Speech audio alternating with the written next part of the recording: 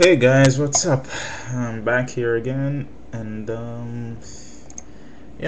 this time I'm gonna show you guys some pictures from an actual Quran I have, and what I did, I basically scanned it from my printer, and it's basically just more proof to show it's actually real. It isn't just what I what I typed up, okay? It's not my opinion. It wasn't forged by any means. So here's the first one. Surah 48 verses 29. It says, Muhammad is the messenger of Allah, and those who are with him are severe against disbelievers and merciful among themselves.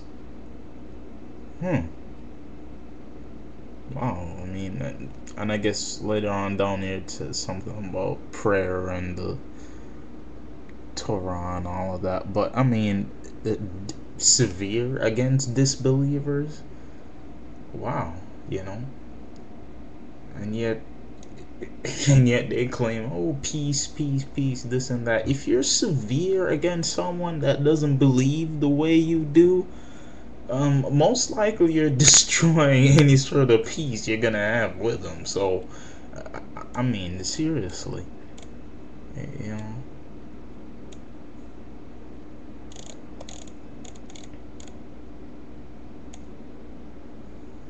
know. And here's another one, Surah 4 verses 95. Uh, Not equal are those of the believers, believers in Islam, who sit at home, except those who are disabled by injury or are blind, lame, and so on, and those who strive hard and fight in the cause of Allah with their wealth and their lives. Allah has preferred in grades those who strive hard and fight with their wealth and their lives above those who sit at home. Wow. So basically, the terrorists basically, in their own God's eyes, in I guess Allah's eyes, they're of a higher grade. They're worth more than the Muslims who sit around and say, "Oh no, we're just gonna chill out and have peace." Let's just, it's insane.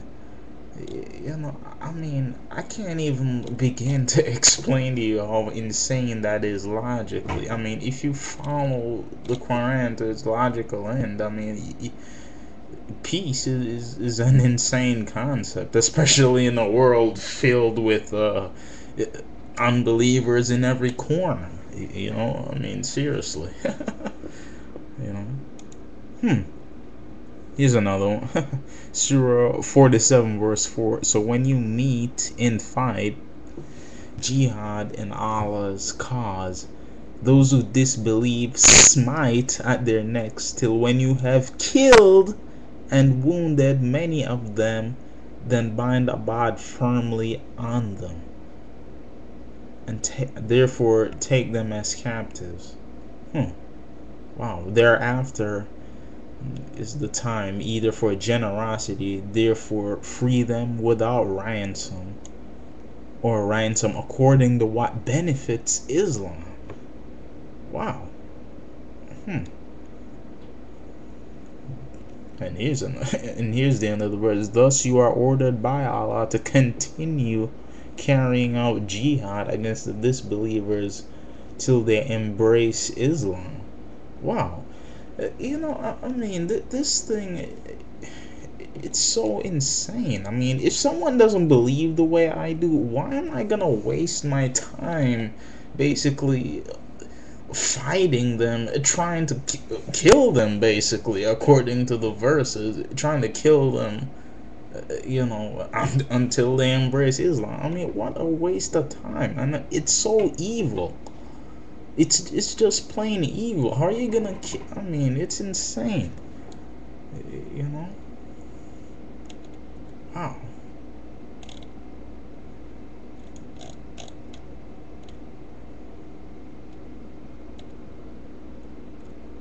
I mean, I've taken pictures out of this Quran, and I mean, seriously, I haven't found out any of this until last year, and there's only been like a very few people who's even touched on this Islamic topic of terrorism and fighting, and well, I guarantee you, most Muslims they won't even know anything about it nor acknowledge it.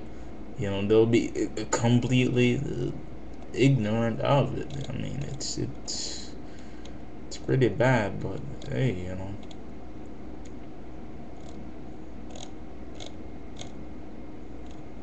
Wow.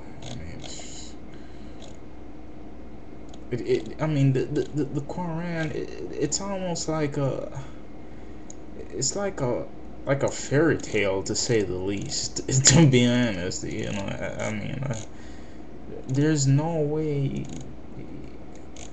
Oh well, let me just get to this verse. Here's a nice one. Surah 9 verses 38. O you who believe, what is the matter with you, that when you are asked to march forth in the cause of Allah, therefore jihad, you cling heavily to the earth. Are you pleased with the life of this world rather than the hereafter? Wow. So the Quran is basically asking these peaceful Muslims who don't want anything to do with jihad, what's wrong with them, you know? And Surah 9 verses 39, it says here, if you march not forth, he Allah will punish you with a painful torment and will replace you by another people, and you cannot harm him at all. So I guess because the Iraqis didn't really march forth that much, I guess that's why the U.S. troops are over there right now, you know. But well, you know, it's not funny because you know people are dying and all of that stuff. So you know, I can't honestly out of my heart just you know just keep laughing at this stuff. But it's just it's so insane. You have to really wonder whether it's an actual joke. I mean, but you know, it's what they believe. It's in their Quran. All you have to do, I mean, just go up to the internet and basically research this stuff for yourself if you don't even believe what I'm telling you. I mean, and I'm basically quoting this out of their Quran. It's not my opinion by any means. I mean, to be honest, I really could care less. But I mean, but when you see stuff like this, you definitely have to expose it. You know. Here's another one. Surah 8 verses 39, and fight them until there is no more fitna, which means disbelief and polytheism, and therefore worshipping others beside Allah. Wow. So they're supposed to keep fighting until everyone is Islamic. That's what the Quran is saying. That's what their Islamic holy book is saying. I mean, how much more proof do you need? I mean, seriously, you know? Oh well, I mean, it's indescribable, you know. Forgive me if I'm pausing all the time. I mean, it's just, you know. Surah 4 verses 89. They wish that you reject faith as they have rejected faith, and thus you all become equal like another. So take not illusion, that means friends or protectors, from them till they emigrate in the way of Allah to Muhammad. But if they turn back from Islam, take hold of them and kill them wherever you find them. Wow, wherever you find them, that's gonna consist of the entire planet. You know, I mean, in this day and age, we have the internet, we have, I mean, come on, I mean, it's insane.